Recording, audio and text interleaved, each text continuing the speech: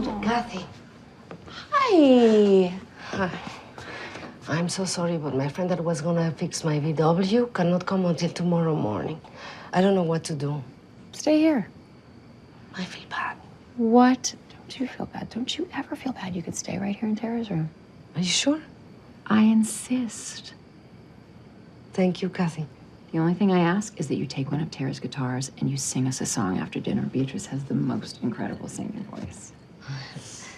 I need to call my friend to stop at my house and check on my doggies and my goat. Oh, yeah, do that. Thank you, Kathy. Stop thanking me. Thank you for being here. Thank you. Oh. So sweet. She's say go. Hi everybody, I'm Peter Travers and welcome to Popcorn, where we tell you what's happening at the movies. And there's an extraordinary movie out there now called Beatriz at Dinner, in which Salma Hayek is giving, I think, one of the best performances of her career. So you should just even stop listening to me and just go out and see it. No. That's how I feel when That's the it's way you tell me about feel? the movie. Just go watch it. Go and watch it. We won't do it, but we are going to talk about it. And Salma, it is great to have you on the show. Oh, I'm Great. very honored to be here with you, Peter. Thank you for the invitation. And you know, people make movies all the time. Some you love, some you don't love so much, and some you take to heart. And I'm guessing that you took Beatriz to heart. So important for me in so many different ways. It's probably my favorite film. I mean, it's hard because Frida I produced. It was 8 years. It means so much to me. And it was pretty great. It was pretty great. Yeah. But this film is so special. It's so special. And if I hadn't done it, it would be one of my favorite films of all times too. And I probably would have wished I had done it, for sure. Yeah, just be jealous. Oh, just be, How yeah. did they give that to Green whoever? with envy for the first time ever. I've been devastated. Say no. So could you just set up for people who haven't seen it yet what's going on in this movie and who Yes. you play?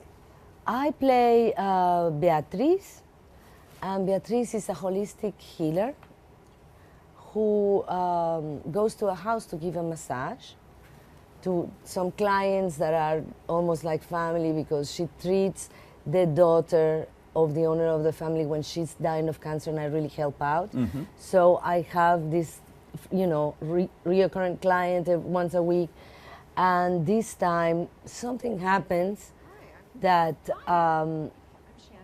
I get stuck in a dinner that they're having, and this is very wealthy people that are very powerful, successful, very well dressed, and Beatriz is gonna have this night dinner with them, and they're very important guests.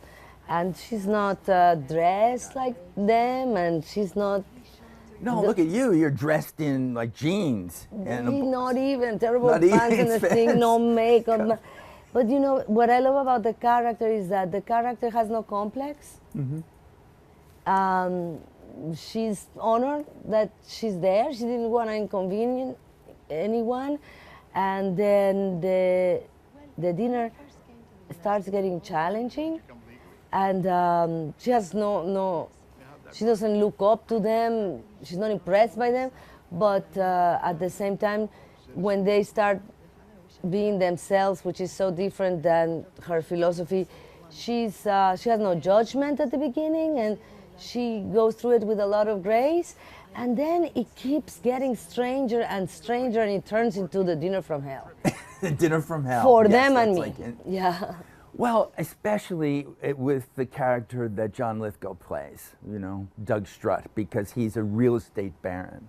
And your character is somebody that we see from the beginning, especially with the animals. I love that that's how it began, because not only is she holistic with her hands to heal people, but she loves even the goat. She loves. She loves that goat. She loves and loves and loves. And the thing that she loves the most is nature and animals. Mm-hmm. But the character played by John Lithgow is somebody who doesn't care, not just about animals, but about nature, but about anything else. Nothing. Like that. He's a man with a cell phone of entitlement that feels he's superior to everyone, He is sexist, racist. I promise I'm not describing the President of the United States. This It's is the sounding character. very much like this that. This is actually the character. He's a real estate mogul. Still sounds very much like the president. I know. He's Take a me some- hunter. He's a hunter. And she realizes soon that all his pleasures are somehow based on other people's suffering, even if he doesn't do it on purpose. That's the scary part of it, that he doesn't do it on purpose. He just thinks he's entitled, the word you He's use, entitled. to basically do that. So your character in the movie spends a lot of time, she's helped by a couple of glasses of wine, but she's just quietly observing this. But inside, she's ready to explode. Yes. Until yes. she does. How difficult is that to play? Where basically you aren't contributing to the dialogue, you're just watching what's happening. You know, Peter, it was very easy because when you have a brilliant script and a brilliant director and you are surrounded by such amazing actors, you just gotta listen and be present. I mean, it's amazing because sometimes it's a lot harder when you do maybe something that doesn't look as sophisticated or something, but it makes no sense, the character, you know, it's not thought out, it contradicts itself, you're trying to make sense of the nonsense. But this character was very solid. So we prepared for it, and I spent a lot of time really understanding it with Miguel, and we rehearsed for a week, all the actors, and we shot it in 3 weeks. So it was almost kind of like theater. So it was just nirvana. It was nirvana for me. It's great that it's that, because for some people it could be just so demanding and exhausting to do it. But you sound like you're exhilarated by it. I was exhilarated, and it was challenging in very unique ways. For example, Miguel, there were some times where I cried, and I wanted to cry, and he says, "You cannot cry. You cannot cry. Or you have to cry. Okay, I let you. I cry, but you cannot move the face. If the tear comes out, I don't want you to move the face." And there was, he said he didn't want to know exactly what I was thinking. So there was one time that we did one take of a scene, and I am completely still, and he says to me, "We have to go again. I knew exactly what you were thinking."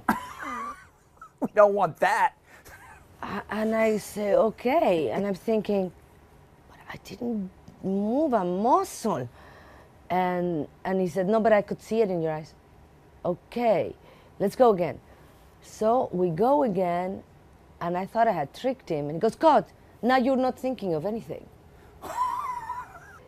It was very freeing at the beginning when the camera was on me for so long, so close, and I was not about to move my face. I was not allowed to move anything. I said, "No one's gonna see this movie. No one's gonna like this movie. And I don't care." I don't care. How I'm doing it. magnificent that I get to have this experience and learn so much and be in this movie, and I don't care if anybody goes, and I don't care if nobody likes it, because also I don't look my best. I have no makeup. They lit me very badly on purpose. They did, So but they can't really take away. No. And I didn't care. It's also freeing. I didn't have to look good. Nobody has any expectations of how I'm going to look on the next scene. There was such a sense of freedom. No, and for the whole 3 weeks you're wearing the same outfit. Yeah, but exactly. No, they changed it, but it looked the same, but there were different versions. I don't want people to think I was dirty. But you know, when I saw the movie, and he said, everybody's going crazy for the movie. Everybody's going crazy. And I started hearing the reaction. I go, wow, I didn't expect that. The strange thing for me is that I was not moving my face, but it would transform. It was a different face every take. It's kind of like an internal transformation, and sometimes it's grotesque almost, my face, like faces I've never seen. He's such a brilliant director, and it turns out the movie, it's incredibly entertaining. He keeps the tension. It's very, very funny. It makes you, it's done so subtly. It's very subtle, but the reaction of the audience, it's not subtle. It's a roller coaster. I said to you before we were on that because I know John Lithgow, that he's the sweetest man on earth. And he's playing this person who is, you know, shooting endangered species animals and basically knowing that he can crush you if he wanted to. But you know what? What I love about the film is that his arguments are very smart. There is a logic to what he does. It's not a caricature of some, you know, crazy guy that's completely unconscious about it and everything. He is very eloquent in explaining his opinion and his thought process. And it's not stupid the way he presents it. No, he's never stupid. He couldn't be that No, successful. no. So it's respectful of both sides. I see a lot of movies in my job, and there are very few that you take home with you. You're there for 2 hours, and you're entertained or you're not, and then it's over. But this one, you take home with you, and you think through it again, what doing it. Because with you, in your own life, you're a movie star, you know? You are around people like this. You're married to a wealthy man. So you're seeing these people, like Beatriz sees, only really on the periphery of her life. Can you, as a person, speak your mind to whoever it is you meet? Oh, I've done some real damage, Are you bad? Peter. What have you done? What have you done? I've confronted some people not that are laughing in a dinner conversation. Everybody's laughing at something they said. Yeah.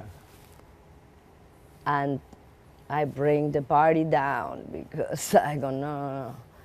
This is not, it's not funny. To everybody laughing, I go, I'm sorry, this is not funny. And you can say it. And I've gone after some people that are not. And sometimes I've also been the person who didn't have the courage to speak up and just smiled and let it fly. I've been both. But I have done some social damage. I'm glad. I'm really glad to. happy to hear that. You know, when you do it, you don't think about it. Then afterwards, you feel kind of bad. And then, like a year later, you go, yes, I'm glad I did it. Yes. You know what I'm saying? Yeah, because it's... But it does, you go back and forth. I won't be invited back to this place anymore, Oh, yeah. but I don't care. It's funny. A couple of the times that I've done it, I've been invited back. You see the fear on their faces and they behave differently, but it's strange. I think some of them kind of want you to call them up on their things. But did you grow up like this? I haven't asked you about this. It's the first time that we've met or talked. But growing up in Mexico, were you that independent little girl? Did you speak your mind as a child? I was sometimes not, sometimes very quiet. But my God, was it all in my head? Did I have that clear monologue going on and So on it was and going on? on. And that I was observing, it was da, da, da. And sometimes I did. And it was very strange because I remember a couple of times people commenting on me going at someone, and it was not a little girl crying and screaming. My voice would drop, and I was very clear, not going on his, no screaming. No screaming. But there was an intensity, and my head goes very clear. And I have to be careful, because I can study some, I can, it's worse sometimes what some truth can be so aggressive. I that guess, but it's worse than somebody screaming and being hysterical. holding it in could be worse. But I don't hold it in. I just organize it and I And then- stream it without going like this. And it's really like the energy is not spreading it goes zoom, and it's scary. It's strange too, because when you're a child, you know, you're looking at the world. Your parents are helping you define what it is, but then you get to have your own opinions of things, and your parents could decide, and they say, Salma, don't say that. You know, you can't really do that. Or you're encouraged to bring out what you feel. I think I just confuse them, Peter. You were confusing them. You're Yeah. raising a daughter now. So Yes. are you saying to her, I No, I want don't have to. I don't have to say to her. She just does it. Oh yeah, she's a bit. But I would do things like, I say, I need to leave this town at 10, at 11. I said, I don't want to study here. I want to go abroad. I want to learn other things and see other people. I don't want to stay here. I don't know anybody in here that I want to be like. And I feel like I need to be somewhere else. I'm done here. And they're like, yeah, whatever, you know. Yeah, sure. Fine. Well, when you grow older, So there was a girl studying in the United States, and I told them 2-3 times, and they didn't. So I went and I asked her if I could have the address and the name correctly of the girl that was. I went to her parents. She was much older than me because I wanted to write her a letter. They thought it was cute. And so instead I wrote a letter. It was a Catholic boarding school, and to the superior, to the mother superior, pretending to be my mother, asking for the application. They sent the application. Sure, they did, yeah. I, confiscated the mail. I was accepted. I filled it up. I got accepted. And then I went to my parents and said, I want to go here and I will do my very best and thrive. Or you keep me hostage here and I will fail every single subject. See, look you're giving them no choice. You're in 12. trouble, I could tell it. You know, So you were it was trouble not, from the beginning. it was not like I was speaking my mind about other things. It was confusing for my parents. Your life, to me, is so fascinating, and they're insisting that you go, that I can't have you here all day. It's just so wrong, because I haven't Please even bring me scratched the back. surface I of know, this. and there's other things I want to There's tell so you about many the other movie. things, and yet other people want God, you. I feel like you're like my Mexican cousin, and we haven't feel seen that each way other for so long. and now there- this is just so I have terrible. so much to catch up on. But anyway, this show ends, and that's what I have to do, is end it always in song. Was Was that the song?